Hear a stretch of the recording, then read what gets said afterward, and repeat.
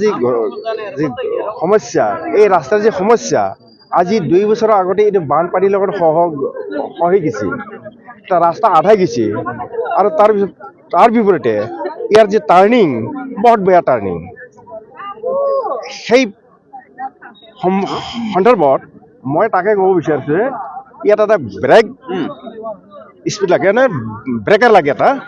তেতিয়া অলপ সুবিধা হ'ব বাচা পৰা যাব আৰু কাৰণ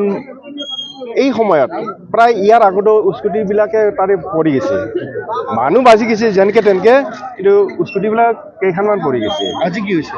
আজিতো চিধা গাড়ী চিধা মানে টাৰ্ণিং কৰিব নোৱাৰিলে কাৰণে চিধা গ'ল গাড়ীখন নদীত গ'লে দুজন ল'ৰা এজনটো ডেড স্পট বুলি ক'ব লাগিব আৰু এজনটো অলপ মানে সামান্য মানে এইটো গেৰেণ্টি নাই সেই সেনেকা অৱস্থাত আছে বৰ্তমান মই আৰু মোৰ ক'ব লাগে এইখিনিয়ে আৰু মানে গাড়ী আমাৰ এটা আমাৰ গাঁৱত আমাৰ কাছ এটা আছিলে তাতে মানে আহিছিলে তাতে গুৱাহাটীৰ পৰা তাৰপিছত ইয়াতে আমাৰ গাঁৱৰে হয় গাঁও তো ইফালে মানে আহি থাকোঁতে মানে ডাইৰেক্টলি মানে হেৰিত পৰি গৈছে পানীত পৰি ফালে দুটা ডেড হৈ গৈছে এনেই আমাৰ হেৰিটো ৰাজু নাৰ্জাৰী এজন আৰু এজনটো হ'ল লক্ষ্মী বুলি কয় আমাৰ গাঁৱৰে হয় গুৱাহাটীত থাকে তেখেতে কি কৰিছে মানে ইয়াতে তাৰমানে আমাৰ যিহেতু তাতে ফেষ্টিভেল এটা আছিলে ফেষ্টিভেলৰ পৰা আহি ফালে মানে ডাইৰেক্ট আহিছে আহি ফালে মানে তাতে পানীত পৰি ফালে কিবা গাড়ীটো মানে অৰিজিনেল আছিল গাড়ীটো চাগে